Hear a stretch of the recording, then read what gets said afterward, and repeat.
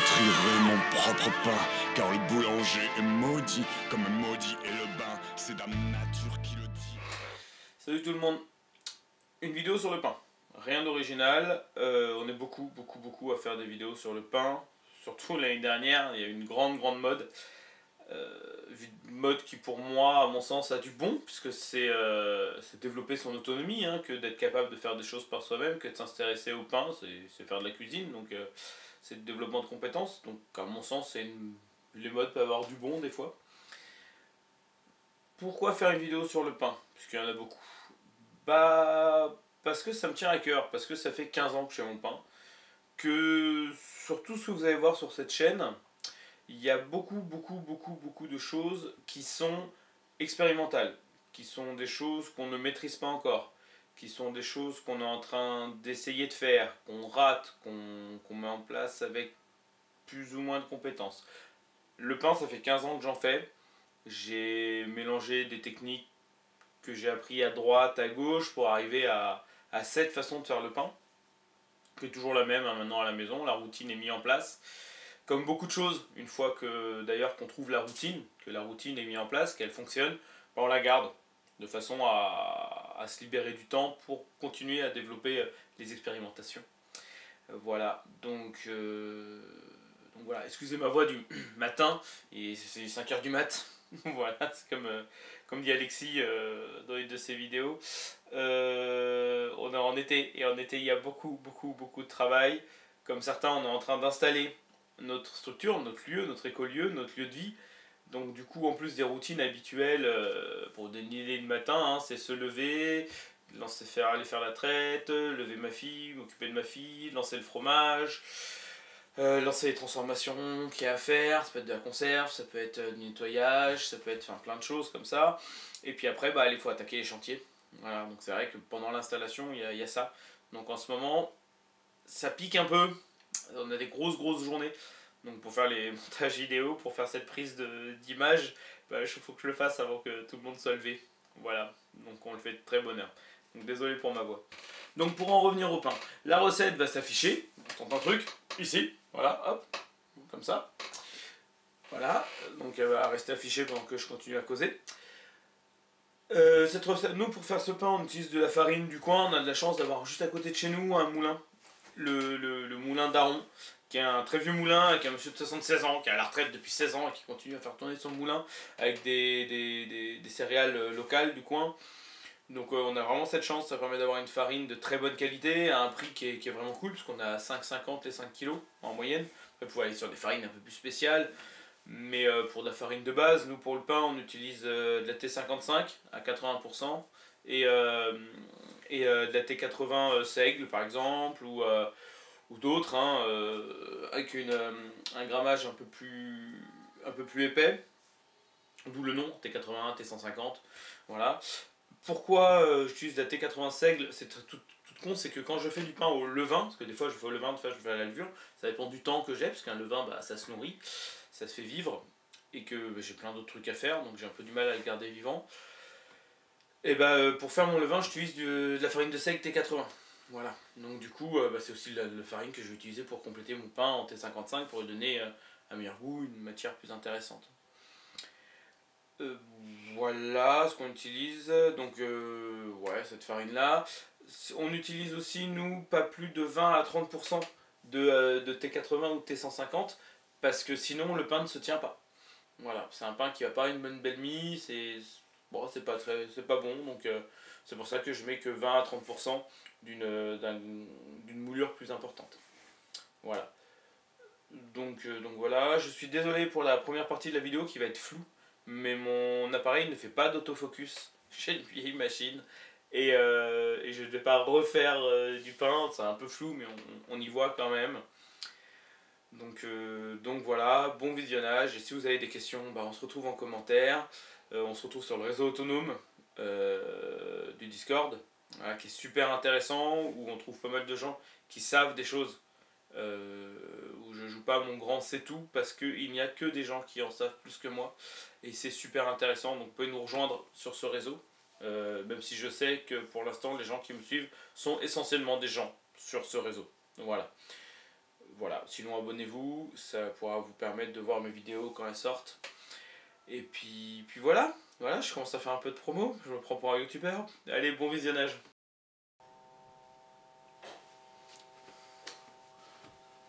Donc, la première étape, c'est le pré-mélange, mélange bâtard. Donc on va juste mettre tous les types de farine dans notre gâche. Ce que vous pouvez faire, c'est acheter une gâche de maçonnerie qui servirait qu'à ça. Ça serait plus pratique que ma caisse qui a des côtés là. C'est pas super pratique. Voilà.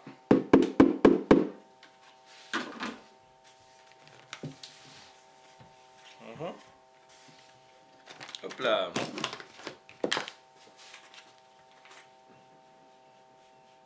Donc là, on a mis les 5 kg de farine.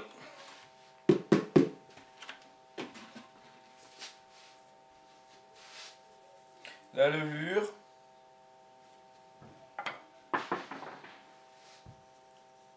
Le sel. L'eau. Voilà, et on met tout en une fois. En matière de mélange, c'est pas très compliqué. Hop.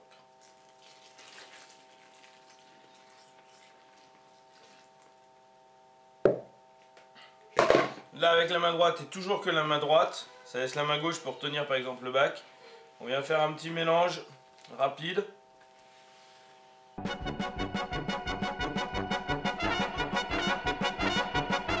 L'idée n'étant pas du tout de le pétrir ou de le mettre en forme, c'est juste de faire un mélange rapide et grossier.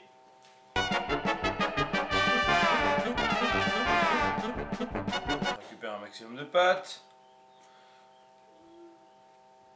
Et c'est là qu'on se dit que le boulanger a quand même intérêt à bien se nettoyer les mains.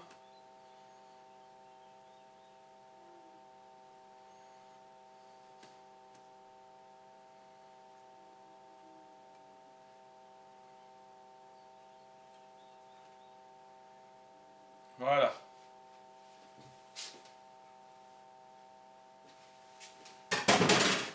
On couvre.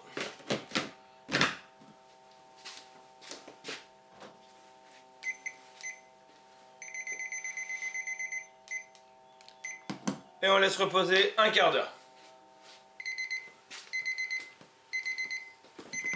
Donc voilà, ça fait un petit quart d'heure que tout s'agglomère. On va donc pouvoir passer à la suite. Hop. Donc je prends ma spatule comme ça. Si vous n'avez pas de spatule comme ça, ce que vous pouvez faire, c'est prendre des spatules de bricolage. C'est ce que j'avais au début. Voilà. Là je l'ai acheté chez Lidl. Voilà. Et petite spatule de bricolage comme ça fait très bien la blague. Ce qu'on fait, c'est qu'on va venir saupoudrer le plan de travail.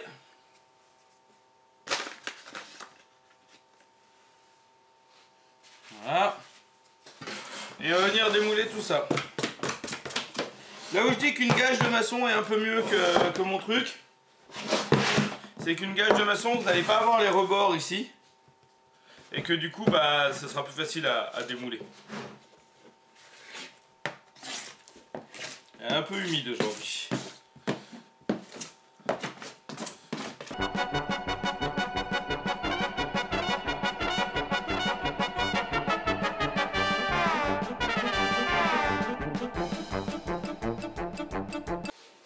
Donc comme on peut voir, pour l'instant, elle est un peu trop humide. On va venir la travailler. Alors bien sûr, travailler une pâte de 5 kg comme ça, enfin je dirais même plus, parce qu'il y a 5 kg de farine, mais il y a 3,5 litres de flotte. Donc si on met tout ensemble, ça commence à faire 5 plus 3, hein, donc 8, on est d'accord. Ça commence à faire beaucoup à travailler. On va pas le travailler en un seul tenant. Ce qu'on va faire, c'est qu'on va venir travailler comme ça.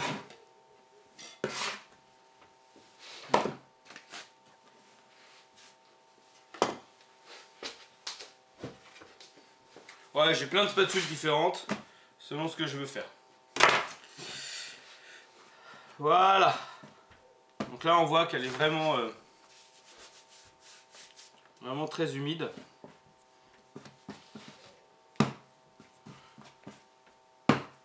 Donc le geste qu'on va essayer de faire là, c'est on prend la boule sur le côté, on vient la mettre là, on l'étire un peu et on projette pour l'enrouler. L'idée c'est de venir emprisonner de l'air à l'intérieur. Voilà. Donc encore une fois, hein, pour l'instant, elle est très souple. Donc là, hop, je viens tirer et je projette. Hop, je viens tirer et je projette.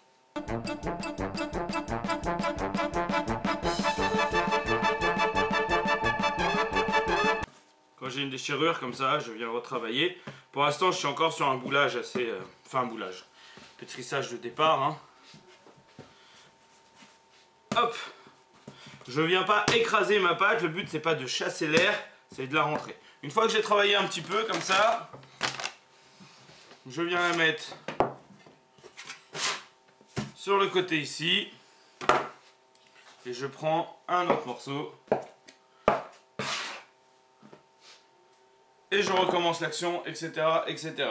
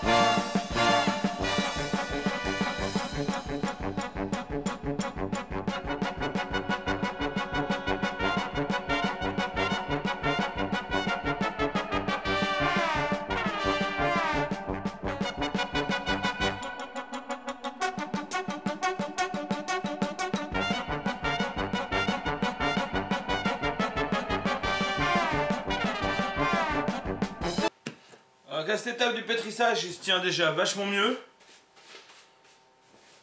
Donc à cette étape du pétrissage, on va passer du coup à des plus gros morceaux. Je vais essayer de le pétrir en 3 fois seulement. Puis à la fin en 2 fois, puis je finirai à la fin en 1 seule fois. Voilà, l'idée étant d'avoir une seule masse à la fin avant de le mettre en levé ou en poussé. Ça dépend du vocabulaire. Alors, on voit qu'il se découpe quand même vachement mieux.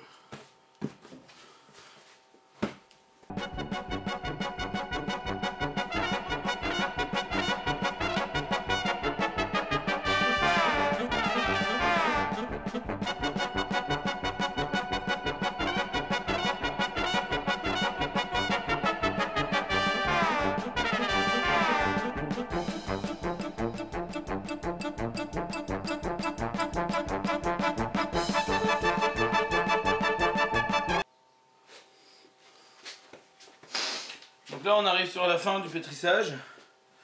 Donc du coup c'est là où je vais le pétrir en une fois. C'est-à-dire que la motte entière. C'est pour ça que je fais 5 kg de pain à la fois, 5 kg de farine, donc 7 kg de pain. Enfin 7 kg de pâte, après l'eau s'évapore, c'est plus léger. Mais c'est que je peux pas faire plus en fait physiquement, puisqu'après je le pétris en une seule masse. Voilà, c'est plus pratique. Et que vu que je pétris à la main, bah voilà, c'est mon maximum. Il y a un rapport de force, hein. Peut-être que certains d'entre vous pourront faire plus, peut-être que certains d'entre vous pourront faire moins. Et là, voilà. Hop! Et on vient là. Donc là, l'idée, c'est de lui redonner une seule texture et on le renroule. Alors, ça va vraiment le... Vous voyez, on a une texture. Bon, c'est pas fini, hein, mais voilà, ça donne une idée. Allez, pas tout ça, mais j'ai du boulot. On part en accélération.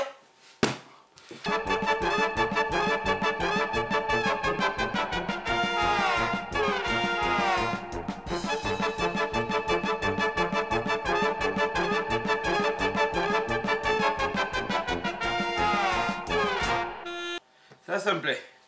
Du coup, je reprends ma gâche de départ que je farine au fond.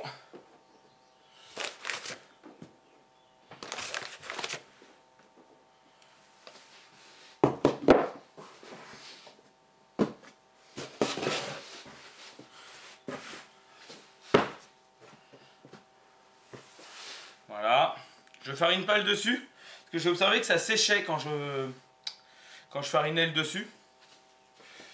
Voilà. Donc, je viens mettre dedans un verre d'eau pour garder un certain degré d'humidité. Je ferme et je vais aller le poser dans un endroit chaud, mais pas trop.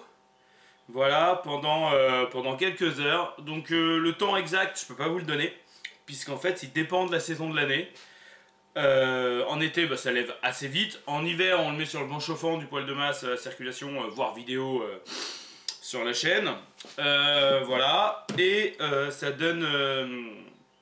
donc voilà, c'est des temps différents sur la période de l'année. Le truc, c'est de l'observer. Donc là, je regarde la tronche qu'il a, et quand il a triplé de volume, je sais que c'est le moment de faire le pesage et le boulage. Voilà, donc là, on a fait... le mélange en vrac, le pétrissage, et on va attendre du coup quelques heures pour ensuite passer au pesage et au boulage. Voilà, moi pendant ce temps-là, je vais pouvoir retourner faire mes bocaux et on se retrouve après.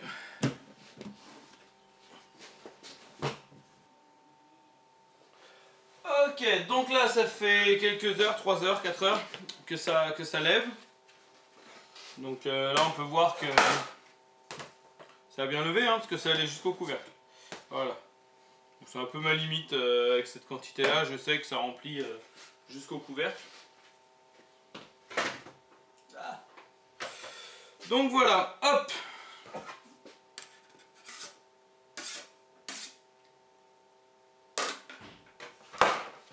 Là, on va venir faire le pesage. Donc pour faire le pesage, on va déjà sortir le verre. Hein, qui a servi à ramener un peu d'humidité pour éviter que le dessus de la pâte sèche et que du coup on se retrouve avec une pâte qui puisse plus monter puisqu'elle est sèche. Donc on vient saupoudrer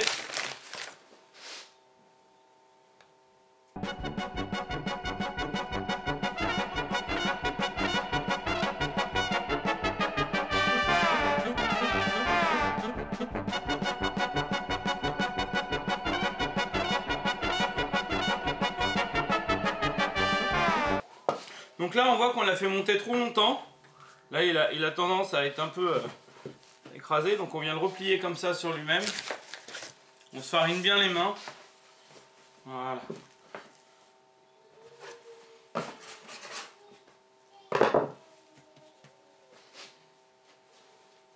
On va venir le mettre sur le côté.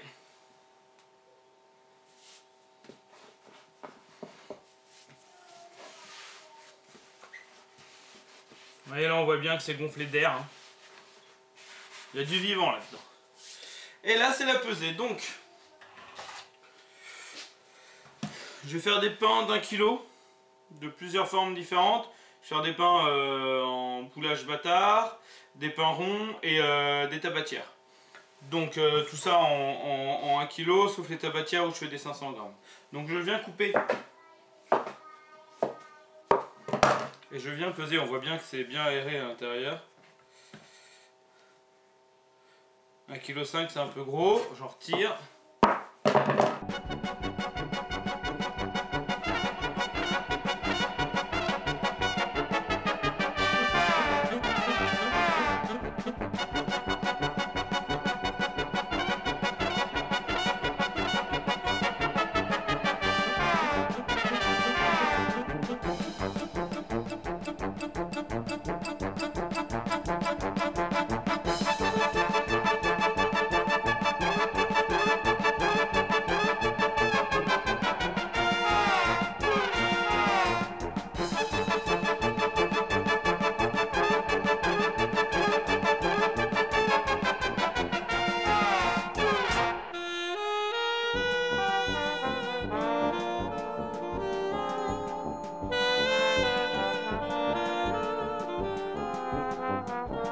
Alors hop, là on a fait la pesée, donc j'ai toutes mes boulettes qui sont prêtes.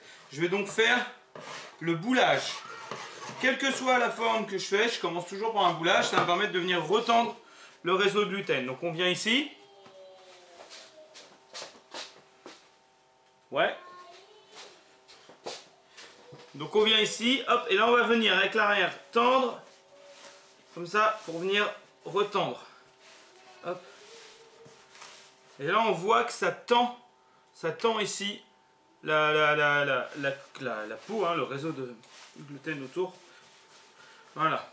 Et c'est là que rentre en place la grosse, qui va me permettre de replacer après sans passer. Et c'est parti, on fait ça sur tous.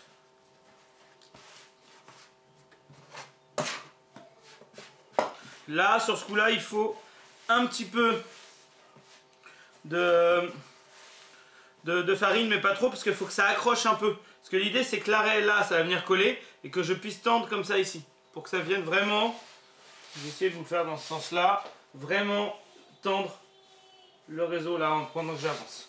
Donc, dans un sens, je tourne un quart de tour, je retourne et je recommence. Hop. Et là, on a quelque chose de bien tendu.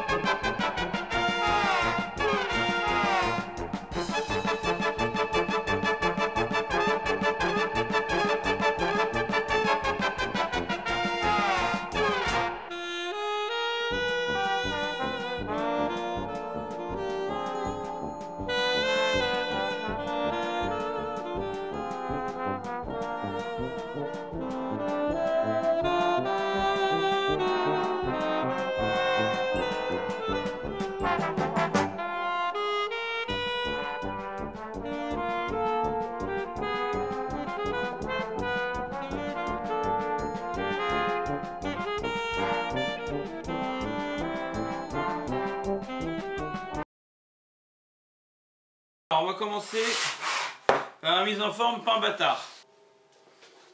Alors la mise en forme du pain bâtard, on va venir étirer le pain, je vais essayer de le faire sur le côté pour qu'on le voit un peu mieux. On va venir plier, donc avec la paume de la main je vais venir écraser, avec l'autre je vais plier comme ça, hop, hop, hop, donc je ramène et hop. Et là je l'étire déjà un petit peu, une troisième fois.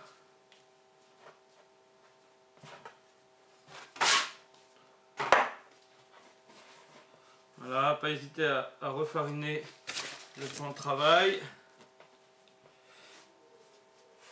Voilà, hop. On va essayer de le faire encore une fois. Essayer de faire des trucs assez longs. Et voilà. Donc là on est sur un bâtard.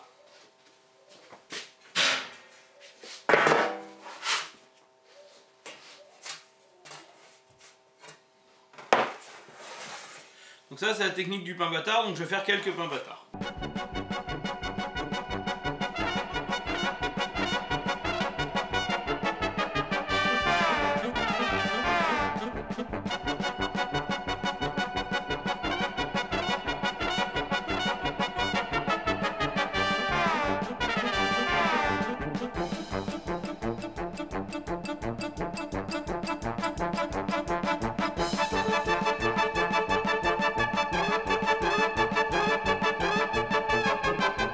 On va faire une tabatière. Donc pour faire une tabatière, on fait une autre forme de mise en forme. On prend notre boule. fait une belle boule. On a besoin d'un verre d'eau.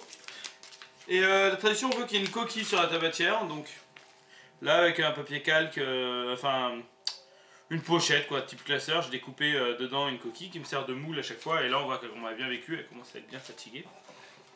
Donc là, ce qu'on va faire, donc on a notre belle boule ici. On va venir étirer d'un côté. Pas hésiter à fariner un peu pour éviter que ça colle. Et là on va venir tirer. Je vais essayer de le mettre dans l'autre sens pour que vous puissiez le voir. Je vais venir tirer.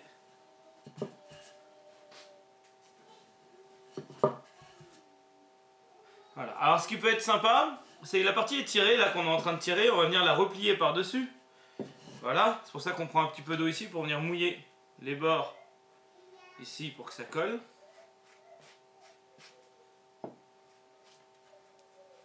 Voilà.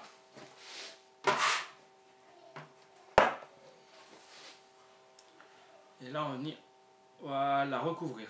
Et en fait ce qui peut être pas mal, c'est entre les deux épaisseurs, là quand je replie, quand je fais des repas de fête ou quoi, des fois je mets du fromage ou des oignons.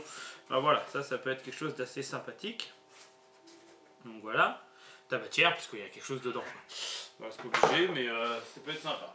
Et ça donne une forme quand on reçoit, comme ce soir, on reçoit du monde. Voilà, ça va me permettre en fait d'avoir un truc un peu sympathique à mettre sur la table comme type de pain. Et là, je viens mouiller le dessus de mon truc. Je viens poser mon calque.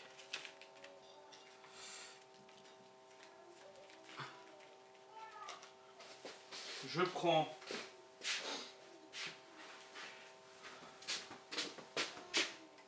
de quoi saupoudrer. Et là,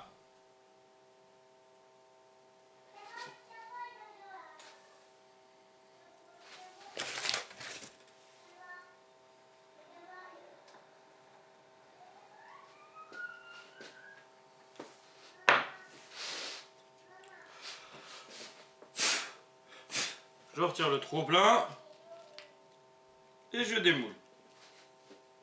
Et ça part en vaisselle. Donc voilà ce que ça peut donner. Et là ça va normalement regonfler et reprendre de la forme. Voilà, hop, à lever.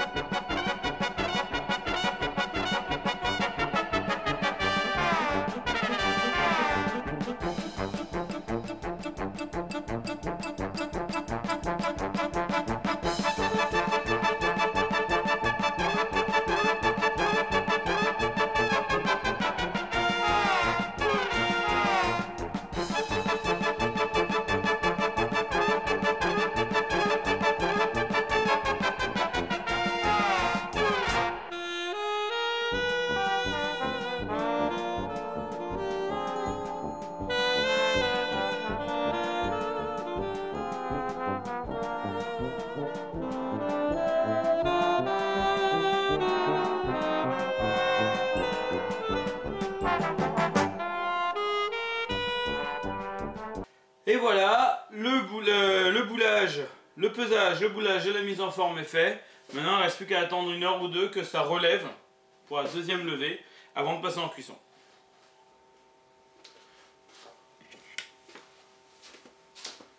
Donc voilà, je vais passer les pains au four. C'est 1 demi-heure le four à fond. Donc moi, c'est le maximum de mon four, je crois que c'est 300.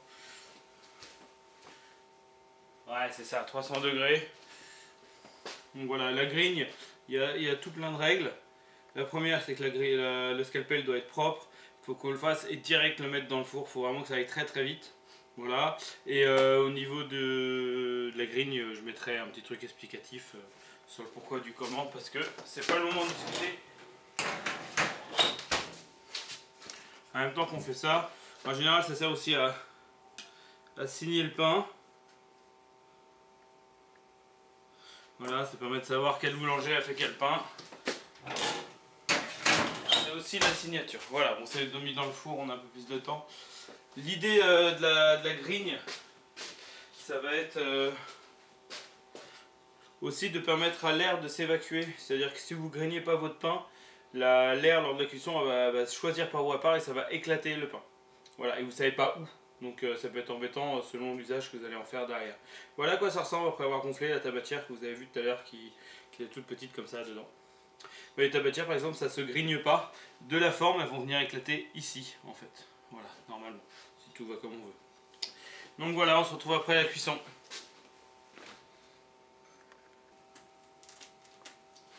Salut! Alors, le pain est fini. Tout est cuit. Non, tout n'est pas cuit. Il en reste dans le four qui est en train de cuire. Une fois que tout va être cuit, on va le laisser refroidir. Une fois que ça va avoir refroidi, on va en garder un de côté. Celui-là, je sens que c'est celui-là qu'on va garder ce coup-ci. Et les autres vont aller au congèle. Comme ça, pendant tout le mois, quand on va avoir besoin de pain, on va le ressortir du congèle. Ça permet de le conserver plus longtemps. Même si c'est du pain qui se garde 2 semaines. Qui se garde 2 semaines avant congélation et qui se garde 2 semaines après. Voilà, alors 2 semaines c'est le maximum. Hein. Il est pas ouf. Celui-là, il a 1 semaine.